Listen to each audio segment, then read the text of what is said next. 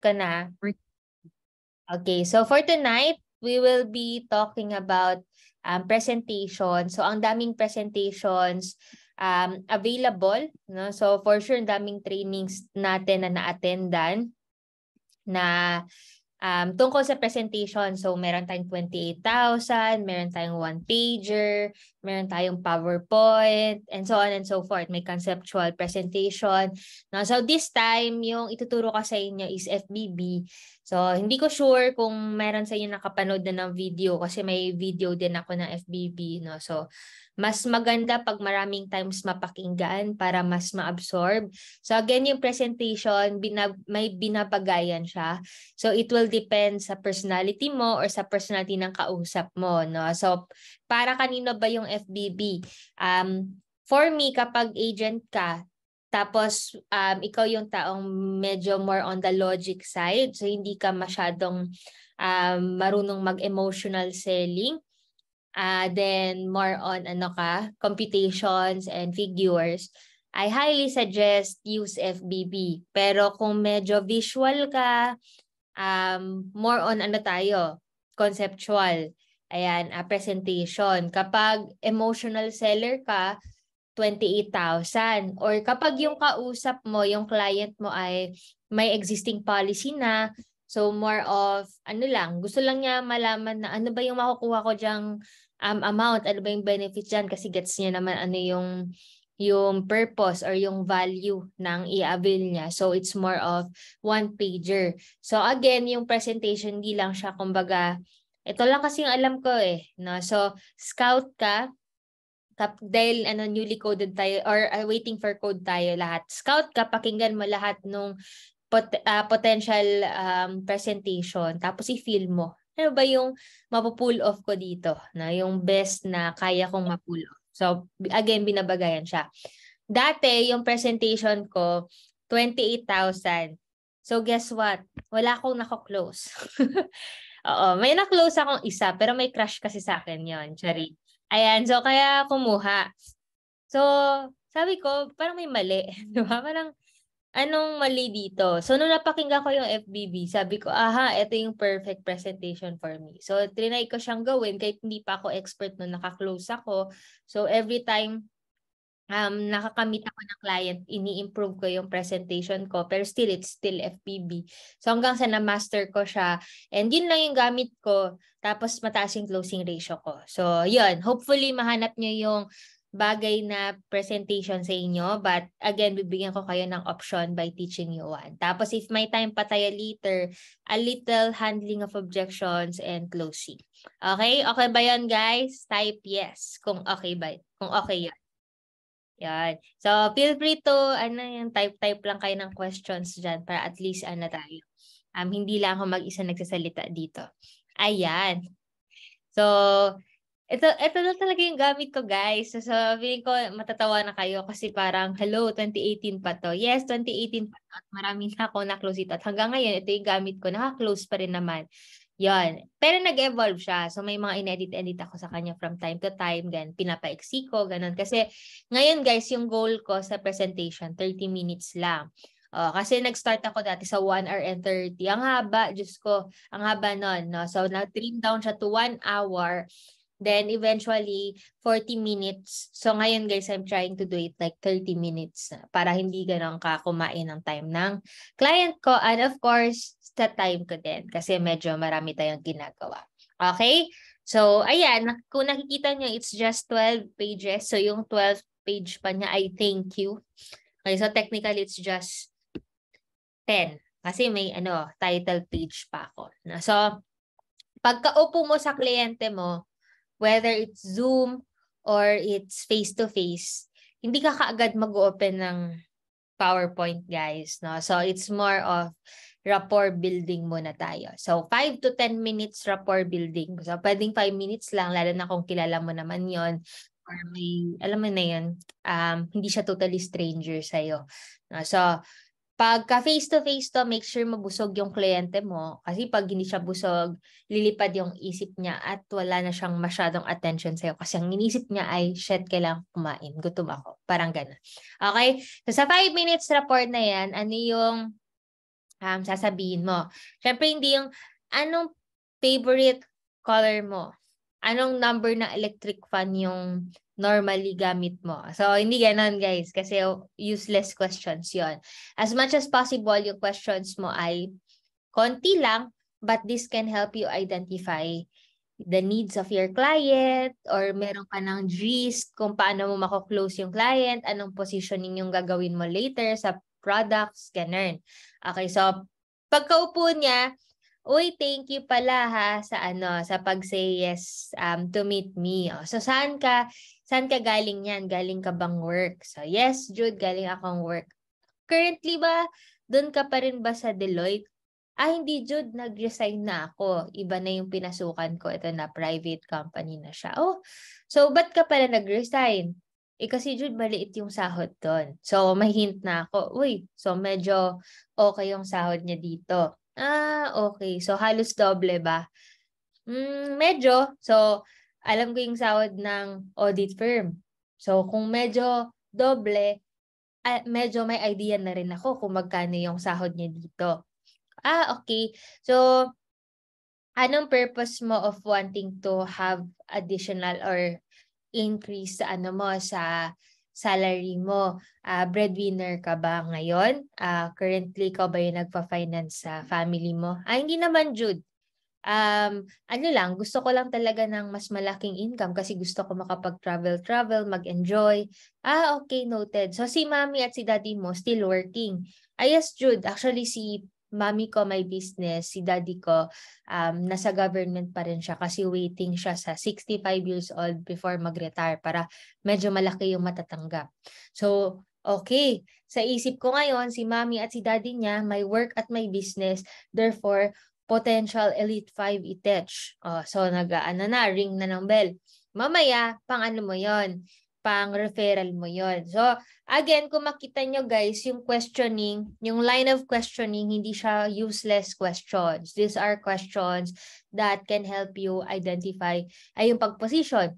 So, paano ka magpo-position? B, kung magpo-position ka ng life insurance, death benefit, wala siyang pakialam doon. Di mo mako-close yung client. Kasi hindi nga siya breadwinner to begin with. So, para saan niya ba gagamitin yung life insurance, diba?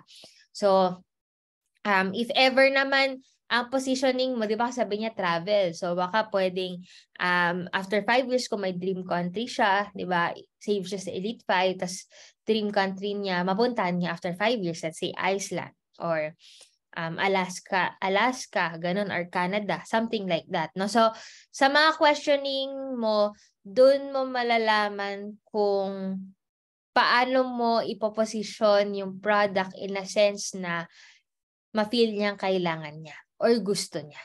Okay? Okay ba guys? Nagets ba yon? Yan. Wala, hindi nyo na po. Okay. Bahala na kayo. Ayan, so, sabi ni Camille, ganun. Okay, so ganun siya guys. Tapos, after nun, hindi naman super haba ng questions. Kahit 5 minutes lang yan. Then, paano ako nagka-transition? Uy, tanong ko lang. Before ko i-show sa'yo yung, yung PowerPoint. Kasi alam ko sobrang busy mo. I don't want to take too much of your time. And quick question lang. What made you say yes pala nung minessage kita?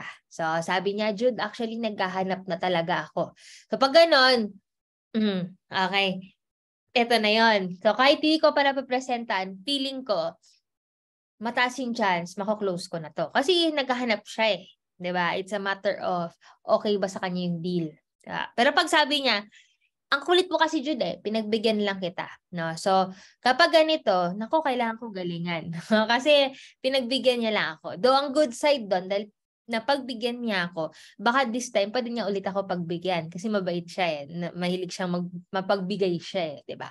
Yon. So, pag sabi niya, naghahanap sa, talaga? So, may nakausap ka na ba ang ibang financial advice? Actually, yes, Jude, sa Sun Life. Okay.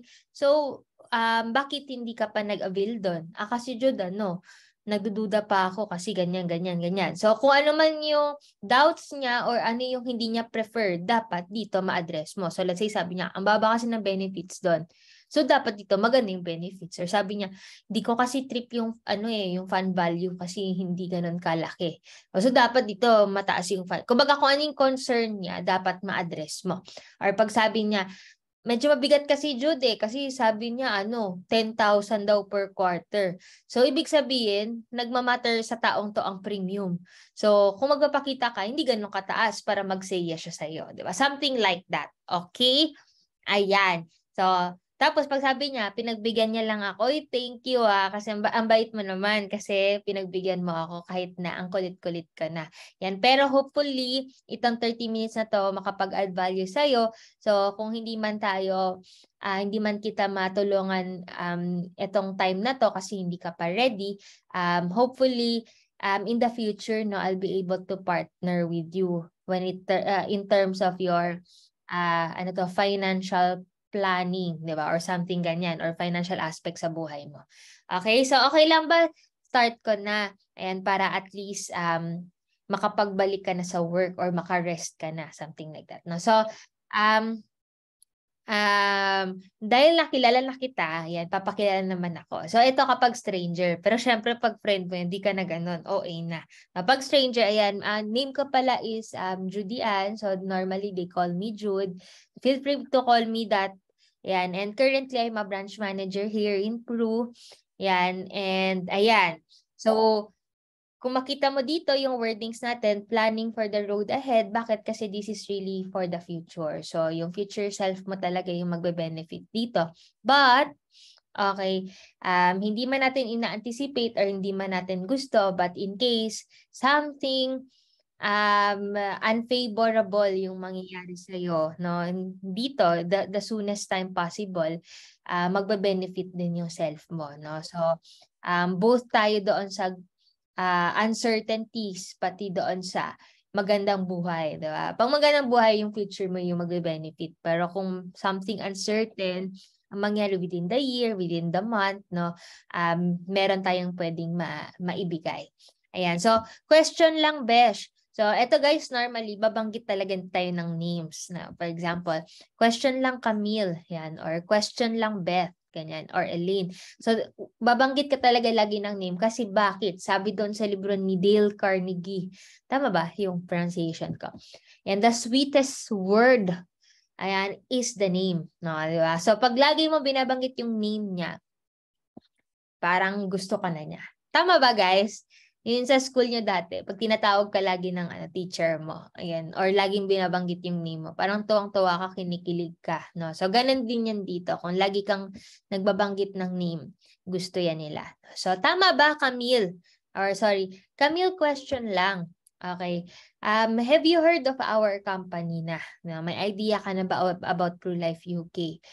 Meron naman, Jude, insurance company siya. Ganun. Or wala, Jude, never heard. Or may idea ng konti, nakikita ko siya sa profile mo. Or yes, Jude, actually, may nakausap na ako before, blah, blah, blah, blah, blah, blah. Ayun. So, okay, that's good to hear. At least may idea ka na. Or noted, wala ka palang idea. So, okay lang ba bigay ako ng brief background of our company? So, we are Philippine subsidiary of Prudential PLC of United Kingdom. So, nag-originate talaga kami sa UK, kaya siya PruLife UK. And share ko lang, no, we have been existing for 176 years now, globally. So, 176 years, that's quite old. Tama ba? Super tagal na noon, no? So, in terms of stability, kumbaga subok na kami. No? Then, nagba-branch out si Pru from UK, no, sa entire world. So, dito sa Philippines, na-establish siya year 1996, which means we're around 27 years dito. And since 2001, we're part of the top 5 industry players. No? So, and share ko lang, for 3 years now straight, we are currently the top 1 life insurance company in the Philippines. Yan. So, anong relevance niya sa'yo, Camille? Ibig sabihin lang nun, a lot of people are trusting us. No? So, in case lang, you would want to trust us with your hard-earned money, it is in good hands. Yan. So, mapapaisip ka later on if I share with you yung aming program, portion of it na naka-invest siya sa stock market. But we are a life insurance company. So, paano siya naging possible? because we have a subsidiary, Spring Investment. This is actually our fund manager, and share ko lang, this is the largest in Asia and actually the number one, no? Number one siya sa Asia. Located siya sa Singapore. And to prove na magaling pa siya, siya yung nag-handle ng provident funds ng employees ng Bangko Sentral ng Pilipinas. So, siya yung nagmamanage ng retirement fund, yung mga ibibigay doon sa mga retirees ng BSP. Mother of all banks. Yan. Then, we pioneered the variable insurance, later, more of it, no, later. And my favorite part, no, or yung pinaka-reason why I joined before is because financial literacy is one of Pro-Life UK's many advocacy. So, yeah. So, ito, number 1 in Asia kami. So, kung nakita nyo guys, less than 5 minutes, 3 minutes lang ang company. Wag na matagal. Okay, ano ba yung goal dito sa company? Kailangan lang ma-establish mo na legit siya, stable siya, and competitive siya. Yun lang. Actually, yun lang naman yun. Hindi naman tayo dito school na may exam sila, na i-explain mo talaga ng bongga. Kasi guys, kung titignan mo ha, ako, may good number of clients ako na pag kinausap ko sila ngayon, wala silang maalala sa diniscuss ko 3 years ago. Ano yung natatandaan nila? Ito yung hinuhulog ko, ito yung pwede kong makuha. Pero doon sa mga detailed, mga company, wala na. No? Basta nga, again, yung goal mo is mapakita sa kanila ngayon na legit yan, stable yan, at magaling tayo. Yun lang. Pag napakita mo yan sa kanila, kahit hindi na super in details, pack na yan. Okay? So, ayun, Besh. Di ba nabanggit mo kanina na nag-work, na currently nandito ka na sa company na to, sa ex-company na to. So, question lang, in totality, ilang taon ka na ba working ngayon? Actually, Jude, I'm working for 6 years na. Okay. That's quite long na. So, ibig sabihin, nakapag-establish ka na ng, spending habits mo. So, okay lang ba malaman? No? How do you normally allocate your income? Yan. So, pag pumasok yung income, paano mo siya dinidistribute? Actually, Jude, more of bills yung inuuna ko. Tapos, kung may sobra, I'm saving it. Tapos, kung may sobra pa, no, I use it for travel or anything that would make me happy. Ganon. So, guys, regardless kung anong sagot nila, never ka magdi-disagree sa kanila. So, yun, good yun. Meron din, wala kasi talaga ako savings, Jude, puro gastos talaga. YOLO kasi ako eh. So, hindi mo pwedeng sabihin, ay, mali yan, di ba? No, guys. So, I know, customers or clients are always right. And you don't do that because it will, hindi gusto yun sa feeling ng client mo. So, as much as possible, it's more of, okay, di ba? Enjoying the life ka talaga. Maganda din yan, no? Kasi, parang wala kang regrets. So, parang ganon. Never mo i-go against yung client mo. Pero later, parang educate ka in a soft way. So, paano siya gagawin? Ayan. So, okay, noted. That's good, nag-enjoy ka. At least no regrets. And, na-enjoy mo talaga yung youth mo. Ayan. So, Camille, okay lang ba? May isi-share ako sa'yo about savings habit. Don't worry, hindi mo naman to kailangang i-follow. For your reference lang, na in case maisip mo siya in the future na i-apply din, at least may idea ka on how to do it. And for, again, di naman siya kailangan, di naman siya required. No? So, narinig mo na ba 20-50-30 rule? So, kung nakita nyo guys, hindi siya pushy, okay, pero nag-educate, parang ganyan. At hindi mo minasama yung loob ng kliyente mo. Okay? So, narinig mo na ba to 20-50-30 rule? Ang sabi dito sa rule na to, save and invest 20% of your income. Tapos, 50% naman will go to your needs and then once 30%. No? So, if in case you are earning 20,000, 10,000 would be for your bills, rent, food, etc. Then, 6,000 para sa mga wants mo. So, if you want to eat sangyup, diba? Buy this gadget, etc. etc. So, doon na pupunta yung 30%. Tapos, naman yung 20% save and invest. No? So, kung bakita mo, Besh, bakit mas malaki yung wants? Kasi, at the end of the day, yung goal naman natin why we are working din is for us to be happy. Tama ba? No? So, dapat nag-enjoy tayo. Hindi naman ako yung financial advisor na gusto ko lahat ng pera mo nasa savings. Hindi naman siya ganon. Kasi ako din, as a person, gusto ko mag-enjoy. So, dahil nag-enjoy ako, gusto ko din, if ever maging client kita, nag-enjoy ka din. No? Kaya dapat nag-allocate tayo doon sa wants mo. But again, Besh, do you agree ba na hindi natin assure yung future tomorrow, the next day, no? So yung happiness natin, gusto natin ma-maintain siya. So in order for us to maintain it, yung lifestyle na meron tayo hanggang sa future, kahit ano man yung mangyari, kailangan meron tayong naitabi para doon. No, kaya doon pumapasok yung savings na 20%. Now, Jude, bakit siya save and invest or invest, no? Bakit hindi pwedeng save lang? Bakit hindi pwedeng invest lang? Kasi Besh, pag sinave lang natin purely itong 4,000, maganda siya kasi readily available siya for emergencies, ganun. Pero the money is not growing. Ngayon, kung pure investment naman, 4,000, nag-grow naman siya, di ba? Pero pag emergency, hindi mo basta-basta ma-withdraw yan. Kasi locked yan. Kasi nga investment siya. So for sure, hindi yan highly liquid, no? Kaya, importante na portion na sa emergency fund natin, savings, no, now easily withdrawable in case of emergency, and portion of it naka-invest para hindi entire money stagnant and not growing. Natatalo tayo sa inflation.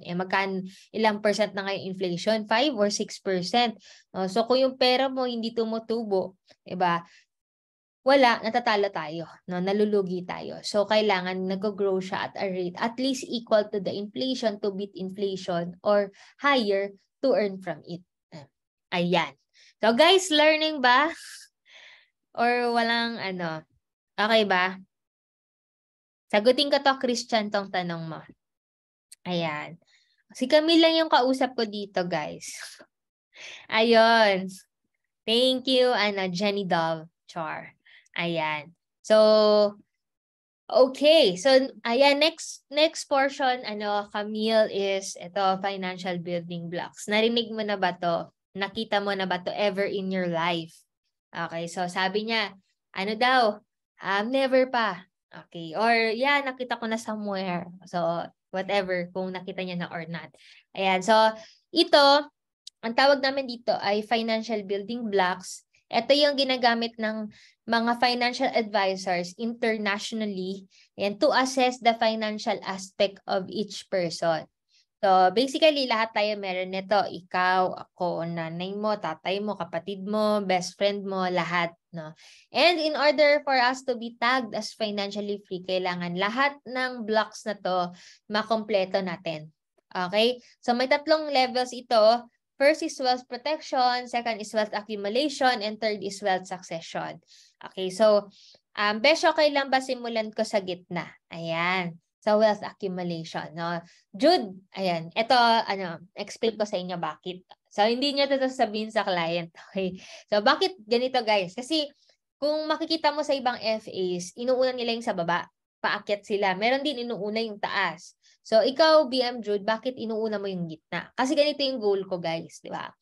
Yung gitna kasi, ito kasi yung trip ng mga tao, di ba? Ba't ka ba nagsisave? Kasi gusto niya ng bahay, gusto niya ng kotse. Wala namang nagsisave dahil magkakasakit siya. Tama ba? Walang may gustong ganon.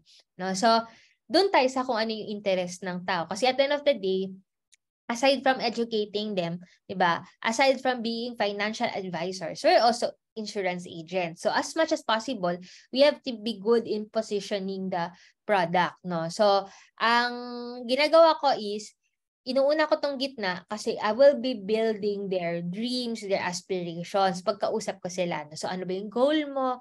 Ano ba yung dream house mo? Ano ba yung mukha niyan? Saan mo gusto mag-travel? Anong school yung gusto mo para sa anak mo? Anong dream retirement mo? Etc. So it's more of what they want. No? Then sabi ko, ang ganda nitong lahat, blah, blah, blah. So these are the reasons why we save.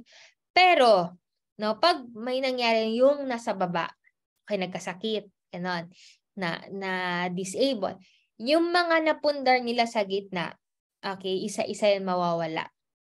Okay, so you build their dreams, their aspirations, tapos mamaya konti, sisirain, sorry. And masama, hindi naman, no? Parang ano mo siya, ipapa-realize mo na, dahil gusto mo to, pinaghirapan mo to, kailangan protektahan mo to. So itong nasa baba, kailangan solid to. Tapos later on, tatanungin ko kung may nagawa na ba sila dito, ganyan, then paano makaka-help. So that explains why I start in the middle. So yun. Balik tayo dito. So, tinatanong ko, ano ba yung dreams mo and aspirations mo, blah, blah, blah. No? So, sabi ko, why do you work hard? Ano ba yung gusto mong bilhin after 5 to 10 years? And sabi niya, house. Tapos, how much kaya yung house and lot na gusto mo? Okay, 6M daw. Okay. Ano pa? Dream car daw niya, nasa around 1.5M. Okay. Tapos, savings daw. Nasa 1.5M. So, total, ito ay 9M. Okay. Tapos, tatanungin ko siya ngayon, if ever, let's say wala siyang anak. Kasi pag may anak to, mabilis lang to, tatanungin mo lang, saan ba niya gusto mag-aral yung anak niya. Pero pag walang anak, still dinadaanan ko to. Bakit? Kasi baka may kapatid yan na may anak. Or baka may kakilala yan na may anak, na pag nag-usap sila, at about education, yung pinag-usapan nila, i-refer nila ako dahil alam nilang may ganong service ko. Kasi pag hindi mo dinaanan yan, hindi niya alam na meron pala tayong program for education ng kids. So, hindi niya ako mare-refer. So, kailangan dinadaanan mo yan. Okay? Para in times na may kausap siya at kinailangan yon, ako yung maiisip niya. Okay? So, tatanungin ko, and currently, tama ba, wala ka pa namang anak, no? Pero may jowa ka na ba? So, medyo, muna, loosen up. Meron. So, siya na ba? Ganun. So, kailan balak nyo mag-asawa, etc. So, ano lang yun, mga 1-minute questioning lang yon. Yan. So, if ever lang, besh, mukhang may balak ka naman magka-family. Yan. Magiging baby mo ba, saan mo siya gusto mag-study? Siyempre, dun tayo sa kung ano yung gusto niya. No? Pero, if ever lang, may budget kang prepared. So, kahit itong specific school yung piliin niya, kaya mong ibigay. Anong school yon, di ba? Kasi kung ano man yung gusto niya, pero what if sabi niya Harvard, di ba? Afford ba natin, di ba? So hanggang what limit ng budget yung trip mo, yung trip mong i-save na para kung sinabi niya yon, carry mong ibigay. Okay, so sabi niya Ateneo de Manila. Okay. ADMO. So may idea ka ba magkano tuition fee sa ADMO ng isang buong college? Sabi niya, let's say 6M para makatapos yung anak ko sa ADMO ng college. Okay, 6M. Ayan, susulat ko lang. Then, sa retirement naman, Besh, question. Ayan, ano ba yung dream retirement mo? Yung pag nag-retire ka, anong nai-imagine mo yung self mo? Panay travel ka ba? Or gusto mo sa bahay lang? Anong pagkain yung kinakain mo? So, papa-imagine mo talaga. Ayan. Nasaang bahay ka ba nakatira? Etc. etc. Yan. So, to give a computation and para lang magka-idea ka, Besh, magkano yung kailangan i-prepare for retirement. And okay lang ba magtanong ngayon, Camille? And so, magkano yung na-spend mo normally in a month for your basic needs? Sabi ni Camille, 20M. 20K. Okay, 20K times 12, in a year, that's 240K. Tanong lang, Camille, anong age mo ngayon? Sabi niya, 25 years old. So, anong age mo ba gusto mag-retire? Sabi ni Camille, ano daw, 60. Okay, so, average, age ng tao na nadededs natin, based on, talaga to, statistics, 80 minus 60 years old. So, you have 20 years to live without earning but still spending. So, times 240K, yearly expense. So, magkano yan? And 8 tama bang computation ko? 8.4 million. So, Camille, need natin makapag-prepare ng 8.4 million retirement expense. Tama bang computation ko? Hindi. I mean, tama ba yung pag-multiply ko? My God, nahulog na yung brain cells ko sa math. Yan, 240 times 20. Tama. 4.8. My goodness gracious. Okay. So, 4.8 million pesos yung kailangan mo i-prepare. This one, Camille, we are not factoring inflation. So, di ba sabi mo 25 ka ngayon? So, 60 years old minus 25, that's around 35 years from now.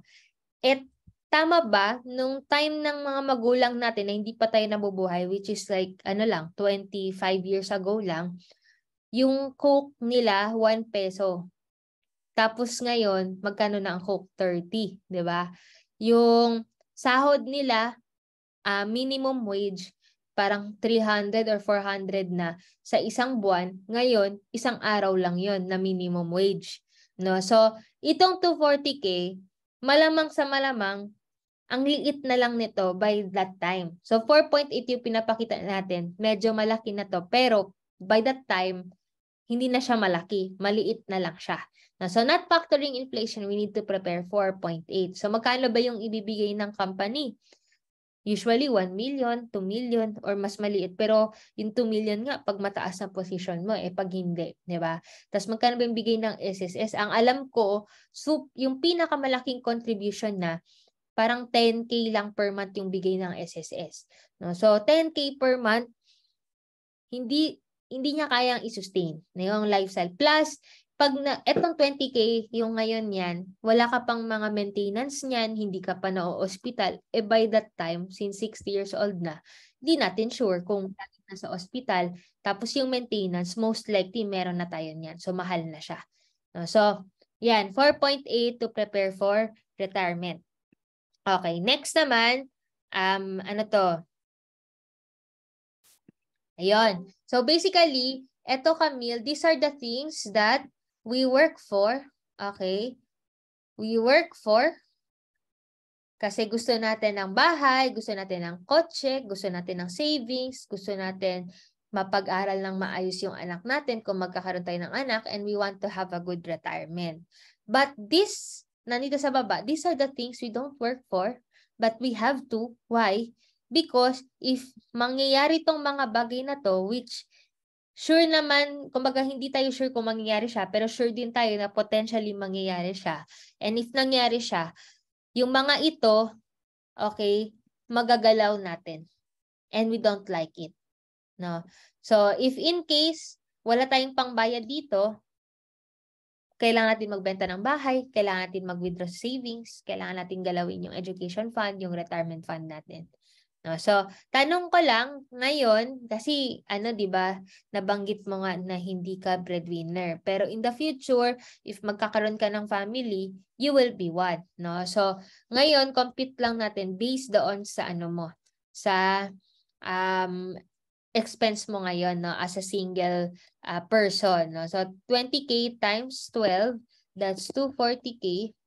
Okay, tapos times 240K times ilang taon mo normally gusto i-protect yung income mo. So let's say 20 years. So 240K, ayan. So tama na, 4.8. So 4.8. So guys, iba yung computation pag meron talaga siyang anak. So let's say meron siyang anak. Tapos, magkano ba yung normally expense nyo ngayon sa family? Or yung binibigay mo sa family mo? 30K times, 12. So, that's 30 times 12. 360K times, ilang taon ba yung youngest daughter mo? So, let's say, sabi niya, youngest kid mo. So, sabi niya, 1 year old. So, ilang taon ba bago graduate ngayon? May K to 12 na. So, let's say 21. 21 minus 1 year old. So, that's 20 years to live na dependent pa siya. No? So, 20 times 360, kailangan meron tayong maiwan na 7.2M. So, again, ito, wala pang na-factor in dito yung education ng anak. Kasi ito parang basic needs pa lang to. Rent, food, shelter, etc. etc. Ayan. So, yan. Next naman, critical illness. So, tanong ko lang, Besh, sa family mo ba, may history ba ng sakit, critical illness, like cancer, ganyan? Yes, yung uncle ko, etc. etc. So, pag meron siyang experience, guys, mas mabilis ko tong mapoposisyon kasi gets niya yung financial struggle nun. Pero kung wala, Okay, okay lang naman, 'di ba? Ang way mo na lang is to ask, anong pinakakinakatakutan mong sakit? So sabi niya cancer, bakit? 'Di ba? Sabi niya kasi magastos 'yun, mahal. No, may idea ka ba magkano yung gastos to cure a cancer? So if wala, yan share ko lang sa to cure a cancer, you need actually 5M, no? Bakit? Kasi yung isang turok lang or isang session lang ng chemotherapy, that's 80K. Tapos you normally need 12 to 18 sessions. Parang ganun yung nabanggit ng kakilala kong nurse sa akin. No? So, M at very least na expense. So, question lang, if ever nangyari to ngayon, saan mo siya kukunin? So, mapapaisip siya. So, normally, dito tayo. Yan. And we don't want that. No. Next naman, accident and disability. So, copy-paste lang natin tong 7.2 million. Bakit? Kasi at the aksidente na disable, hindi na makapag-work, na hindi na makapagbigay sa family. So, eto siya. But technically, dapat mas malaki pa. Bakit? Kasi yung pag-deads ka na, deads na, di ba? Wala nang kailangan gastusan pa. Hindi ka lang nakapag-provide sa family, pero hindi ka nakadagdag sa expense. Eh dito sa accident and disability, hindi na nga nakapag-provide sa family. May caregiver ka pa, may mga expenses pa to cure yung yung disability, ganon. So, it's even higher. Pero lagi na lang natin 7.2. And lastly, question lang client, ever in your life ba na-hospitalized ka na? Wala pa naman, Jude, healthy naman ako. Okay, that's good to hear. And, pero, if ever lang, how much fun do you want to have dito sa hospitalization? Na kahit anong sakit ka meron and anytime, masasabi mo sa family mo, sige, dalhin mo na ako sa hospital kasi may budget naman tayo, char. Yan, di ba kasi normally ayaw punta sa hospital kasi gastos na naman, no? Pero magkano yung amount na masasabi mo, sige, okay, anytime na willing ako magpa-check up. Jude, siguro mga 1 million. Okay, so yan na. So, assuming, Besh, super galing mo sa life, na nakapagpundar ka nitong mga bagay na to, and nung nangyari to, walang kailangang ibenta, walang kailangang i-withdraw, walang kailangang galawin dito, okay, kasi nakapag-prepare tayo. No? Responsible enough tayo na nakapag-prepare tayo dito. So, ang next na maganda nating problema, ito. Pag medyo may age na tayo, tapos marami tayong napundar, mga lupa no mga negosyo, yung problema natin na good problem is how to transfer our properties na sa mga anak natin sa next generation. Kasi guys, kasi Besh, itong pag-transfer, may mga taxes involved dito. So estate taxes, actually currently nasa 6% siya nung amount, no. So normally kapag yung mga heirs natin, tagapagmana natin, walang cold cash. Okay? Hindi nila basta-basta matutubos to. Lalo na kung yung cash na meron sila ay yung imamana pa nila from you, which nasa bank siya. So, pag nasa bank ko kasi freeze yon. So, as much as possible, piniprepare natin siya. So, for example, based on computation, yung total estate taxes na kailangan isettle ng mga anak mo in case ma-deads ka na sa 10 million. So, we'll be giving you life insurance worth 10 million para in case of death, the payout no, ng insurance or yung proceeds niya will be used to immediately pay the estate taxes for your heirs to be able to acquire yung mga naiwan mong properties. Ayan. So, question lang Camille. Ayan. Dito ba, meron na ba tayong nagawa? Jude, meron na. So, magkano ang naipon na natin dyan? Actually, Jude, 10K. Okay. So, kulang pa tayo ng 8.990 M. Okay. Dito, Jude, wala pa. Dito sa retirement, wala pa. Dito, ay actually Jude, sa lahat wala pa dyan. So nahiya na siya. Okay. So, if ever wala pa or meron na pero hindi pa siya kompleto, paano kaya ako magiging of help sa iyo? No? So, dito kami papasok. Yan. So, yan, magpakita na ako ng sample, guys. So, ito, pwede ka magpakita ng one pager na na-prepare mo for him or her. So, sample lang naman yan. So, ganito siya, Besh, paano siya nagwo-work. I'm sure nagsisave naman ikaw. Tama ba? Nagsisave naman ikaw sa bank? Or meron ka ba ibang pinaglalagyan ng pera? Meron akong nilalagyan dyan na UITF, pero yun lang. Tapos more of bank talaga. Okay. So, let's say lang, ito yung amount na sinasave mo sa bank. After 1 year, that's 60,000. In case ma-diagnose of critical illness or any uncertainties, no, withdraw mo yun, kulang pa. Okay. Tapos if ever naman walang nangyari, meron tayong 0.0025 na interest. That's very small, no? Kahit 100 pesos hindi ata kikita yan within 1 month. Okay. Pero, ayan, if may more efficient way ako of saving, would you be interested? Yes, Jude. So dito, save ka ng same amount. Okay, in case of critical illness, we'll be giving you 1 million. In fact, share ko lang sa'yo yung recent claim ko, blah, blah, blah, blah, blah, blah. So, pwede ka magkwento ng claims. Kung wala ka pang claim na nagawa or na-process, you can borrow claim stories. No? In fact, recently lang na may na-process from our team. Ito. So, pwede ka mag-add ng pictures dito ng mga claim stories in case you want. Kasi ang dami naman natin sinishare sa GC natin. Now, in case of death, your family will be receiving 3 million plus yung laman ng investment fund at the time of death. Yan. Kung titignan mo, Besh, ilang taon mo yan pag-iipunan, yan yung 60,000 para lang makabutay ng 3 million. So, 3 million divided by 60,000. Kailangan 50 years mong pag-iipunan para makapag-iwan ka sa family mo ng 3 million. So, 50 years, that's very long time. Tapos itong 3 million, on top pa dyan, yung laman ng fund value mo. Kasi at the end of the day, parang nag-save lang naman tayo dito. So, in case of disability, 1 million. Then, in case walang nangyari, don't worry, di ba? Gusto natin yan, praise the Lord. But hindi naman tiway yung nahulog mo. Bakit? Kasi portion of it, naka-invest naman siya sa stock market. So, ito yung projected niya at year 20, tapos ito naman for retirement fund. Nabanggit mo kanina yung kailangan natin 4.8 million lang. So, may 10 million, pwede na. Pwede na ba? Pwede na. So, basically, itong mga amounts na to, this will address the amounts you mentioned to me a while ago. So, for the dreams, for the education, for the, di ba yung income na kailangan natin nasa around, magkano yun? 5 point something. So, ayan, bawas na. Tapos critical illness, 5 million. So, nabawasan natin ng 1 million. Diba? So, nabawasan siya. So, basically, itong mga programs na to, yung mga need natin dyan, yung mga benefits na kailangan natin dyan, nasa isang program lang siya.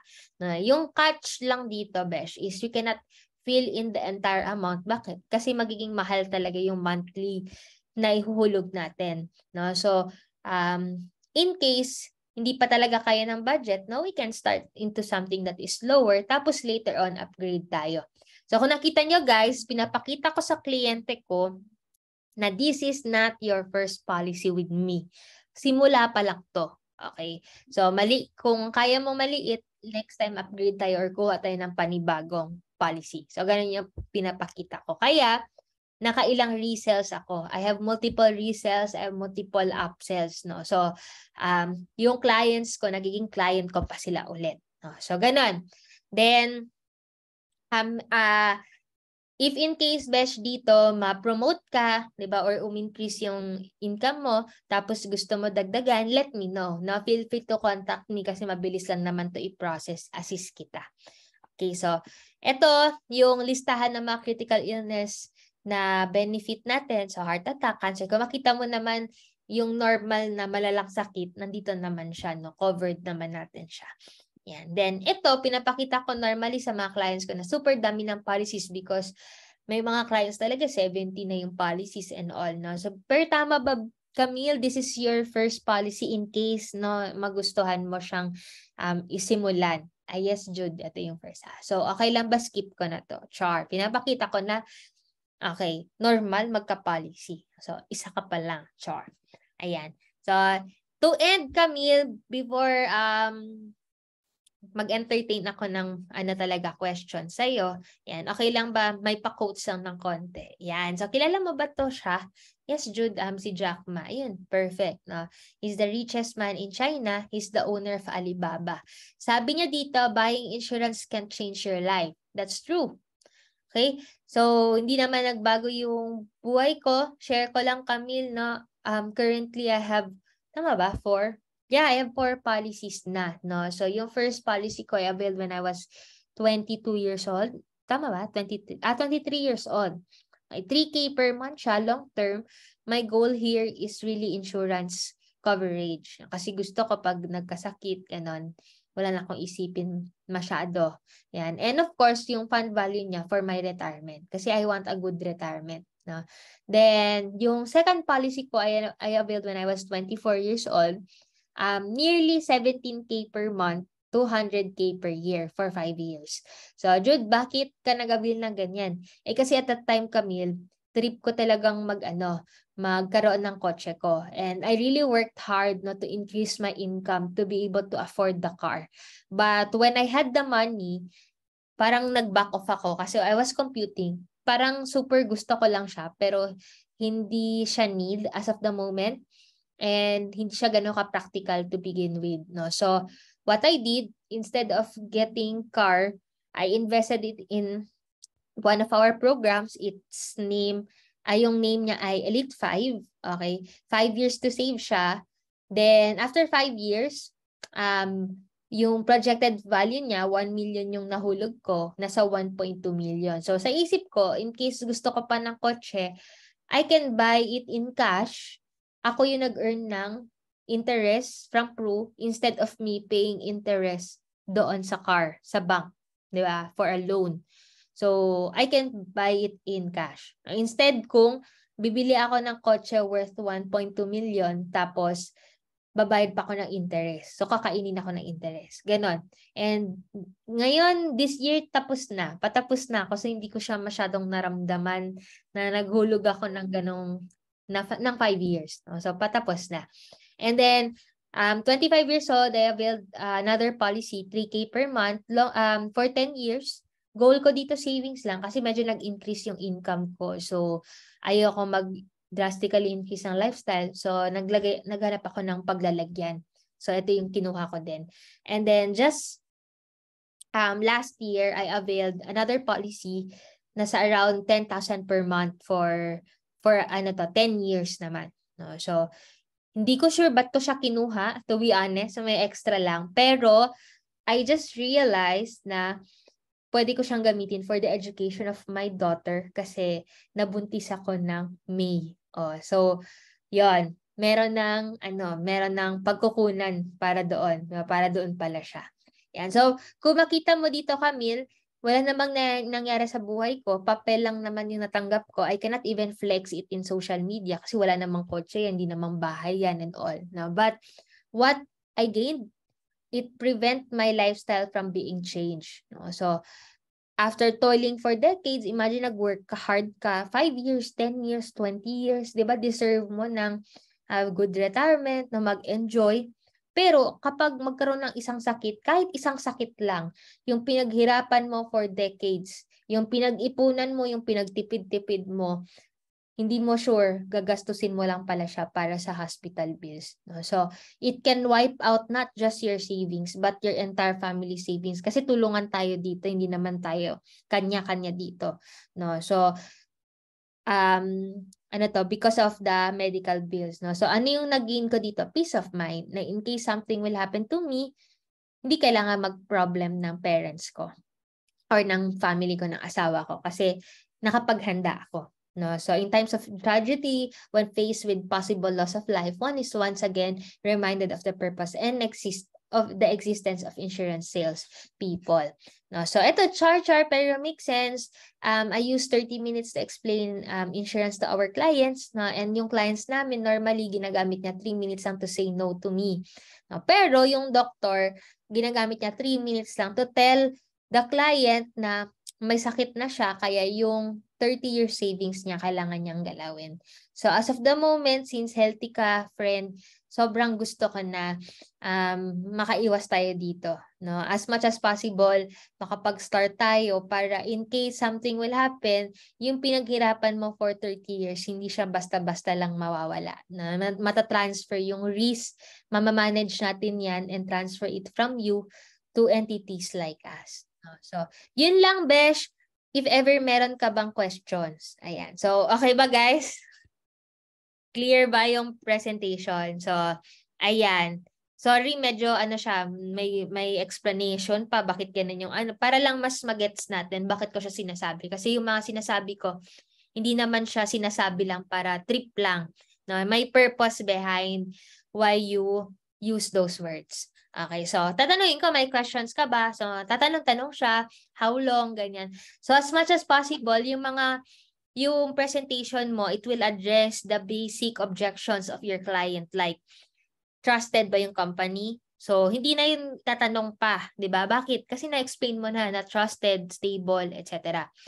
Kailangan ko ba yan? Hindi na kailangan yun, di ba? I mean, wala nang magsasabi sa akin na, Jude, hindi ko kailangan yan. So, hindi ako mag-avail. Kasi doon pa lang sa presentation, pinakita mo na kailangan mo. Okay? Tapos, meron pa yung hindi ko afford. So, sa presentation, pinakita mo din na afford mo. Kasi doon naman tayo sa budget mo. Kung ano yung budget mo, doon tayo mag-work, pwede namang mag-upgrade in the future. Di ba?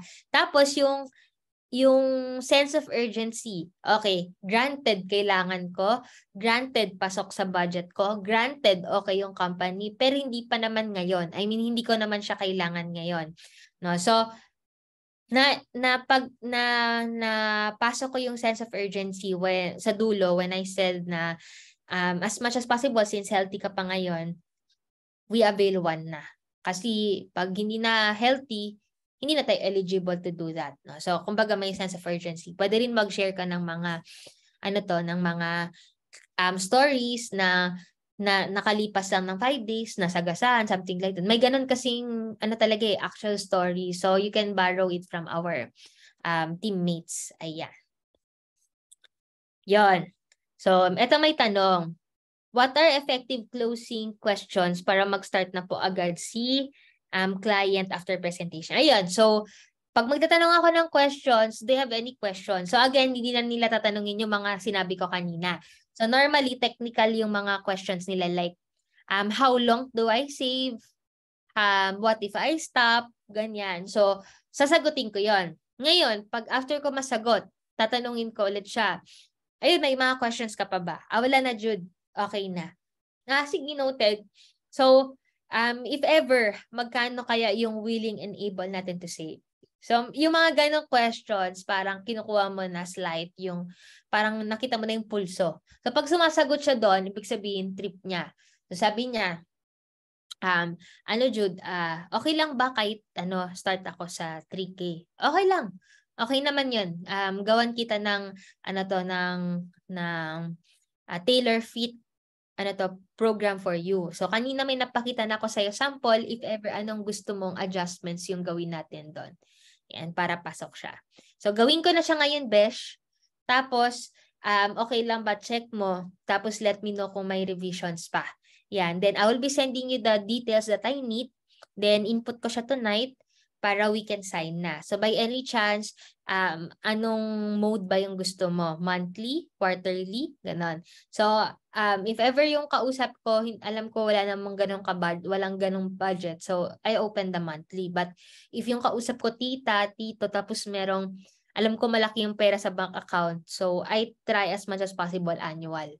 So, sabi ko, tita, if ever, tama po ba yung pang-buong taon, yun yung ihulog po natin for this year. Yan. So, hindi ko masyado ino-open yung monthly pagka ganun. Tapos, nabanggit niya, monthly. Okay, so, ano yung card natin na gagamitin? Credit card, auto-debit, what bank kaya? Yan. So, sumasagot siya. Okay, so, tama ba? Start naman natin yan ngayon. Yes, Jude, start na natin. Ayun. So, for example, sinabi niya sa akin, Jude, pwede ba sa na lang? 15 na lang. Sabi ko, pwede naman. Pero kasi pag sa 15, hindi naman siya sure na agad-agad ma-approve. So, yung timing talaga ng pag-auto-debit, hindi talaga natin ma-assure. No? So, if ever man ngayon tayo mag-avail, tapos in the future yung laman ng bank account natin wala pa kasi 15 yung sahod, hindi naman yun, kumbaga ma-default. Ang gagawin ni Pro, magde-debit siya ulit for the next day, tapos sa 15th, tapos sa 30th. No? So, at the end of the day, yung goal natin na mahulugan siya, mangyayari pa rin naman kahit ngayon tayo nag-avail. Yan. Or pwede din magkwento ka nga ng stories. Okay, pwede naman. Pero baka lang, parang mag-start ka naman, baka lang may uncertainties, tapos because of this delay, manghinayang tayo. Bakit? Kasi ito yung waiting period niya kasi blah, blah, blah, blah, blah, blah. Ayan, pwedeng ganon. Okay, tapos, meron din, pag yung kausap ko, direct to the point, start na ba natin? Ganun. Uy, tama ba start naman natin to ngayon? So, hindi na masyadong paligoy-ligoy pa. Yung reason bakit yung mga agents takot magtanong ng ganun. Kasi nahihiya. Baka anong isipin, baka binabentahan. Bakit ano bang ginagawa mo? Tama ba, guys? Anong ginagawa natin? Nagbebenta naman talaga tayo Tama ba?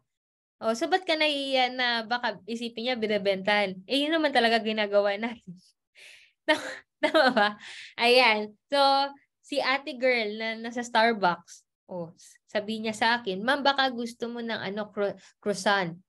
Ginudge ko ba? Ito si ate, binabentahan ako. Malamang sa malamang trabaho niya magbenta, di ba? So, ba't ko i-judge? Si ate sa Jollibee, ma'am, what's your order?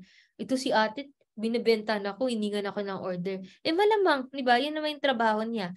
No? So, huwag ka mahiyang magtanong. Start na ba natin? Kasi yun naman talaga yung work natin. Okay ba yon, guys? So, yun. Or, pwede yun. Dalawang na. Yung pangatlo, guys, is pwedeng ano pa bang closing thing. Pwede din kapag hindi ka ganun ka-authoritative, I mean, hindi mo talaga trip yun, yung start na natin. Pwedeng tanungin mo, so, kailan mo plan mag-start? Kailan mo gusto mag-start? Yan. So, ganun siya. Or pwede din offer ka ng something. For example, yun pala, Besh.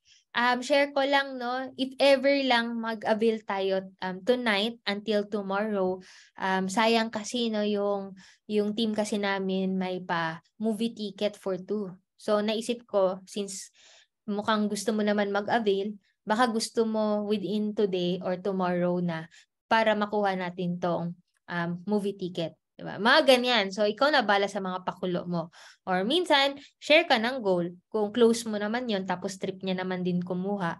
Uy, baka lang, kasi vying for promotion ako or vying ako for an award, 'di ba? So parang ganyan. So nasa sa inyo 'yan, guys, kung paano niyo siya mapapakuha agad. Pero as for me, hindi ako masyadong paligoy-ligoy. It's more of tanong ko na agad, no? Straight ahead. Yan. Pag sinabi niya, hindi muna Jude. So address ko yung yung concern. Hindi muna Jude kasi Char, Kim Chu ba to? Kim Chu, Chris Aquino, because Char. Kita niyo ba yun? And so, pag sabi niya, hindi mo na Jude kasi may iba pa akong priorities. Sabi ko, okay. Okay lang ba malaman anong priorities mo? Kasi nag-iipon ako for the house. And, okay. Pero in case wala tayong house, gusto mo naman siya i-start? Oo naman, Jude. Budget constraint lang. Okay. So, if ever lang babaan natin, hindi naman need Besh na 5K siya per month. No? If ever 3K, 100 pesos per day, would that work for you? Medyo mabigat pa rin, Jude. How about making it 2K? Pwede naman, pero may mas mababa pa. 1.5, 50 pesos per day. Kaya naman, 50 pesos. Tapos upgrade na lang natin in the future. Ay, may pala, Jude, may 1.5 pala. Oo, meron. Pwede natin yun simulan. So, minsan kasi, guys, lang yan nasa negotiation lang yan. Hindi naman siya, pag sinabi niyang no, no talaga. No? Kailangan mo lang i-address yung mismong concern niya. Meron din, okay lang ba, Jude, hindi mo na ako ngayon mag-avail? Diba, start na natin. Hindi mo na, Jude, ngayon. Bakit? Kasi, Jude, pag-iisipan ko pa. Okay, I understand. Okay lang ba mag-ask? Ano yung pag-iisipan mo pa? Yan, baka lang kasi may pwede akong maitulong. Kasi Jude let's say sabi niya. Kasi tatanong ko pa kasi siya sa mami ko. Okay, sige. By any chance, pwede kayang ma-meet ko din si mami mo? Oo. Pwede kaya kayo both this coming Sunday? Yan. Don't worry, ako na lang yung mag-explain kay mami mo para hindi ka na mahirapan. So, medyo wala nang kawala kasi ako na mag-explain kay mami niya. Baka kasi iba yung alibay nila, si mami. Diba? Or pwede din, tatanungin ko, by any chance, si mami mo ba yung maghuhulog for this one? Hindi. Okay. So, ang bait mo naman na anak kasi magko-consult ka pa sa kanya. Pero if ever, bakit kaya magko-consult tayo kay Mommy if hindi naman siya yung magfa-finance nito. Kasi Jude, major decision kasi to, ganun. So baka gusto mo ito na yung first major decision na gagawin mo. Kasi sa lahat ng bagay naman may first. So kung makita nyo guys, very important to communicate with them now about availing, ganon. Para if meron siyang objections, walang naiiwang hanging, no? Ngayon pa lang, ma-address mo na siya. Kasi kung ito, sakit ng karamihan ng rookies, o baka kayo, ginagawa nyo to. After mo mag-present, may questions ka pa, wala na, o sige, chat-chat na lang tayo. O hindi na nag-chat. Tapos, may message mo ngayon yung UM mo, yung AUM mo. UM, this is not for me. Oo. B, hindi yan, this is not for you. Hindi mo lang kasi inayusan. Sabi mo, chat-chat lang. Diba? O nawala na yung fire, nawala na yung emotions ng client mo. No, pinalipas mo na 3 araw, hindi nakukuha yan. Diba? So as much as possible, ngayon pa lang, tanungin mo na para kung meron man siyang objections, may concerns man siya, ma-address natin siya agad. Okay? Ayan. So may questions pa ba? Ayan, meron. Pwede po makahingi ng copy ng presentation. Yes po, pwede po. Send ko. Send ko sa sa announcement loop. Ayan. Meron bang question? Ito may tanong din. Si Christian, kaninang tanong niya. May available po ba tayong different approach, template ng PowerPoint? Sige, hanapin ko yung mga PowerPoint ng ibang presentation tapos upload ko din siya sa help desk. Tama ba, team? Ano naman tayo, no? Lahat Agslia, no? May konting Team Marco kasi dito eh. Hindi naman from Team Marco. Ikaw, Christian. Okay na ba, guys? Hello? Nandiyan pa ba kayo? O pasok pala tayo sa 9 p.m. Okay na? Questions? Wala? Pa-type naman ng none kung wala ng tanong. Para at least alam ko na wala ng tanong. Ayun. Okay. So, yun lang guys. Picture tayo. Okay lang ba? Ayan, stop ko na.